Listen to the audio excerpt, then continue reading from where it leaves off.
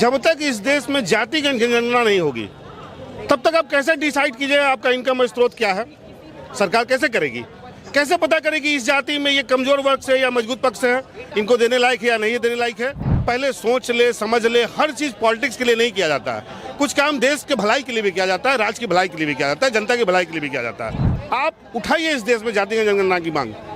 जैसे ही भाई मेरे जातिगत जनगणना होगी, सबका पता चल जाएगा किसकी क्या इनकम स्रोत है और बाकी उसको आरक्षण देने लायक है या नहीं है। हमारे यहाँ क्या है कि आपको आरक्षण जो भी मिलता है वो जाति के नाम पे ही मिलता है, ठीक है ना।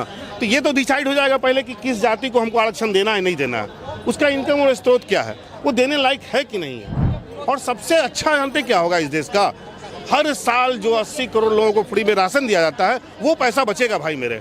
जब सर्वे होगा तो पता चलेगा लेने वाले 20 करोड़ भी नहीं है। सोच ले 60 करोड़ लोगों का पैसा बचेगा। जितनी भी स्कीमें हैं वो जाति के नाम पे ही मिलती है ना।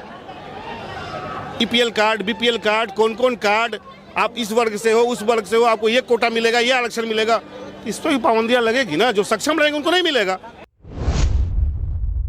आज से कुछ दिनों पहले सुप्रीम कोर्ट के 7 जजों की बेंच में से 6 जजों ने एक फैसला पारित किया है। फैसला निकल के ये आया है कि जो एससी और एसटी कैटेगरी के जो लोग हैं, जो जातियां हैं, उनमें जो है कि सबको अब आरक्षण नहीं मिलेगा, सिर्फ और सिर्फ आरक्षण उन्हीं लोगों को मिलेगा जिनको ज़रूरत होगा। यानी यूँ कहे तो क्रीमिलियर बनवाइए और क्रीमिलियर के अंतर्गत जितनी जातियाँ आएगी उन्हीं को मिलेगा। बहुत ऐसे परिवार SC ST में आते हैं जो संपन्न हैं, उनको अब आरक्षण नहीं मिलेगा। तो बहुत सारे ऐसे परिवार हैं जो नाराज़ हैं। पटना के लोग, बिहार के लोग इस फैसले को लेकर के क्या सोचते हैं, बातें करते हैं पटना के लोगों से। ये क्या लगता है, पटना सुप्रीम कोर्ट ने जो फैसला दिया है SC ST में जो उनको जरूरत होगा उन्हीं को आरक्षण मिलेगा, क्या ये फैसला सही है? बहुत अच्छा फैसला है ये देश के हित का फैसला है। तो फिर 21 अगस्त को देश बंद करने का जरूरत क्यों पड़ा? देखिए प्रॉब्लम क्या है, तो नेता लोग तो अपनी राजनीति करेंगे, ठीक है। अब आइए यहाँ पे, जब तक इस देश में जाति की जनगणना नहीं होगी तब तक आप कैसे डिसाइड कीजिए आपका इनकम स्रोत क्या है। सरकार कैसे करेगी, कैसे पता करेगी इस जाति में ये कमजोर वर्ग से या मजबूत पक्ष से है, इनको देने लायक है या नहीं देने लायक है। तो सबसे पहले तो सुप्रीम कोर्ट से मैं निवेदन करता हूँ, शायद उनके अधिकार में ऐसा नहीं आता हो, ये मुझे नहीं पता है, लेकिन मैं निवेदन करता हूँ कि इस देश में जातिगत जनगणना होनी चाहिए और वो सारा डाटा जल्दी से जल्दी पेश होना चाहिए।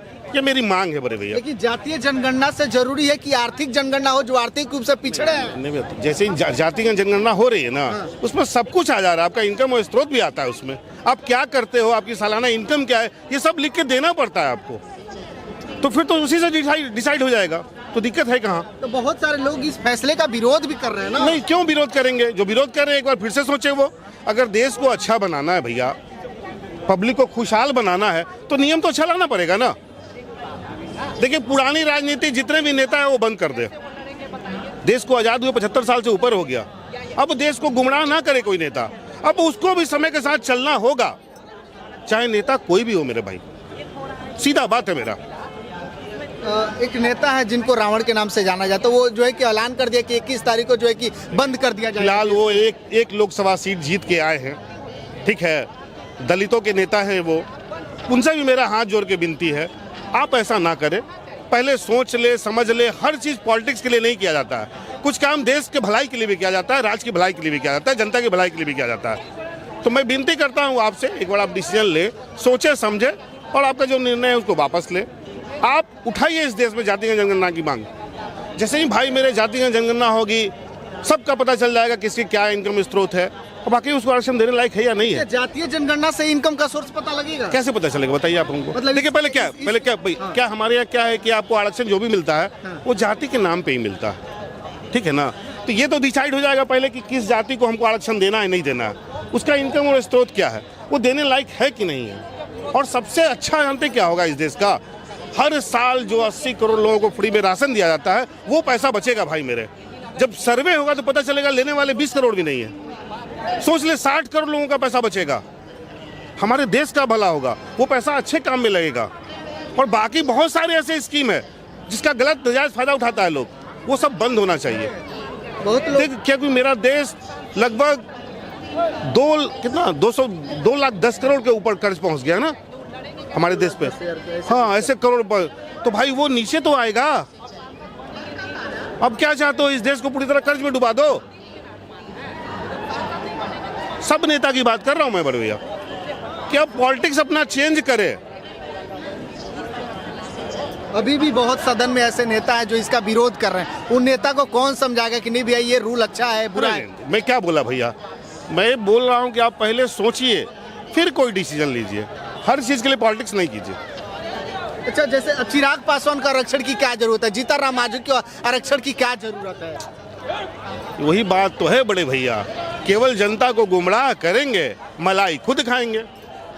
अच्छा, आप बार बार कह रहे हैं कि जातीय जनगणना हो, जातीय जनगणना हो, जातीय जनगणना से क्या बेनिफिट होगा देश को, बता, ये समझ में नहीं आ रहा। जैसे बता रहा हूँ पहले, मैं तुम्हें बता दिया भैया कि मेरे यहाँ जितनी भी स्कीमें हैं वो जाति के नाम पे ही मिलती है ना। ईपीएल कार्ड, बीपीएल कार्ड, कौन कार्ड, आप इस वर्ग से हो, उस वर्ग से हो, आपको ये कोटा मिलेगा, ये आरक्षण मिलेगा, इस पर ही पाबंदियां लगेगी ना। जो सक्षम रहेंगे उनको नहीं मिलेगा। मैं सीधा बोलता हूँ भैया, मैं भी ओबीसी वर्ग से आता हूँ, पर अगर मैं सक्षम हूँ, मैं अपनी बात बता देता हूँ बड़े भैया आपको, लॉकडाउन ऐसे समय में राशन दिया जा रहा था, तो हमारे यहाँ वार्ड पार्षद जो हैं, हम सब लोग आए, सब लोग ने मिलकर सब कुछ जो करना था किए। फिर आया बात कि भाई राशन कार्ड बना लिया जाए। मैंने बोला अपने बड़े भाई को कि राशन कार्ड बना लेते हैं, तूने बोला नहीं मेरे भाई नहीं, आप किसी का अधिकार मत छीनो यार, वो राशन जिसके लिए है उसको मिलना चाहिए। आप सक्षम हो तो ये काम मत करो।